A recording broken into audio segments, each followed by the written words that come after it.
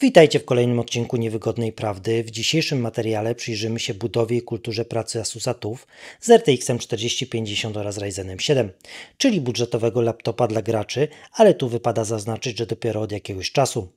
Ponieważ wcześniej producent wyceniał go dość wysoko, ale od niedawna agresywna polityka cenowa, pewnie aby odbudować wizerunek marki po skandalu związanym z ich serwisem, spowodowała, że jest on jednym z tańszych modeli z RTX 4050, a do tego jedynym dysponującym pełnej mocy TGP w cenie do 4000. Zacznijmy od budowy i jakości wykonania. W zasadzie nie ma się do czego przyczepić, ponieważ odświeżona wersja jest naprawdę dobrze zbudowana. Aluminiowa klapa matrycy, do tego dobry jakościowo plastik. Jedyne na co mogę pomarudzić to łatwo palcujący się palmrest.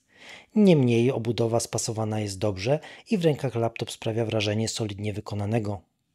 Jeśli chodzi o porty, to mamy ich sporo, jednak co do ich rozmieszczenia można by się przyczepić. Osobiście jestem fanem przenoszenia ich na tył obudowy, zwłaszcza złącz zasilania LAN-u i HDMI, no ale nie można mieć wszystkiego. Klapa matrycy trzyma się sztywno i nie kołysze się w czasie grania lub pracy. Jeśli chodzi o zastosowany ekran, to mamy tu 144 Hz panel IPS o odzorowaniu kolorów na poziomie 100% sRGB i jasności 321 nitów, czyli prawie 30% jaśniejszy niż deklaruje producent.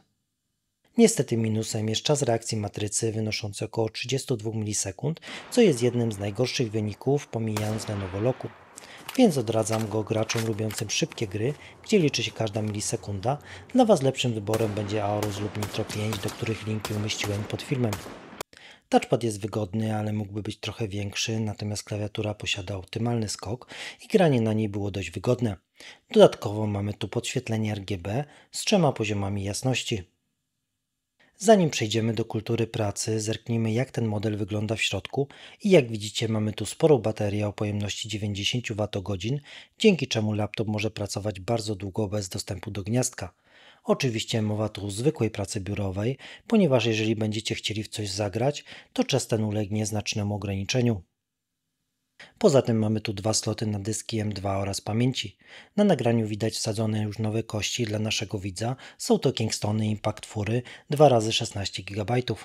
Sam układ chłodzenia robi naprawdę dobre wrażenie, niestety mamy tu plombę na jednej ze śrub, której po ostatnim skandalu z serwisem producenta bałbym się ruszać. I co ciekawe, taka sama plomba znajduje się na baterii. Jeszcze chwila i Asus zacznie przyklejać plombę na przycisku Power z dopiskiem uruchomienie laptopa powoduje utratę gwarancji. Hey, that's against the law. You're coming with me. Can't touch me. Can't touch me. No dobra, teraz bardziej drażliwy temat, czyli kultura pracy. I tutaj, tak jak się spodziewałem, jest całkiem przyjemnie, ale wymaga to od nas trochę zabawy, jednak efekty są naprawdę dobre. Muszę jednak przyznać, że test był robiony w spartańskich warunkach, bo w pomieszczeniu było ponad 29 stopni, więc miejcie to na uwadze.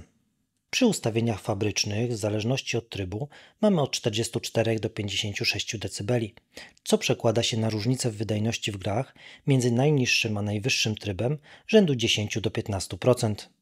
Ale jeśli nie chcemy tracić tych kilkunastu procent wydajności, ale zależy nam też na kulturze pracy, to zabiegiem, który musimy wykonać, nie jest zmiana krzywej obrotów, bo tak jak sprawdzałem, nic nam nie da. Tym, co musimy zrobić, jest zmniejszenie mocy TDP procesora i tutaj wystarczy aplikacja dostarczona od producenta. Po takiej zmianie mamy komfortowe 51 dB bez utraty wydajności w grach. Jak widzicie, główną przyczyną hałasu jest ciepło generowane przez CPU, ale w przypadku testowanego modelu mamy do czynienia z Ryzenem 7, który wytwarza go dość sporo. Natomiast jeśli kupicie wersję ze słabszym procesorem, powinniście mieć niższe temperatury oraz lepszą kulturę pracy. To by było na tyle. Jeśli ten laptop Was nie przekonuje, to w podobnym budżecie możecie nabyć kilka innych modeli od konkurencji. Linki umieszczam w opisie pod filmem. Pamiętajcie, że jeśli macie jakieś wątpliwości i nie wiecie co wybrać, zawsze możecie zadać pytanie w komentarzu lub napisać do mnie na maila.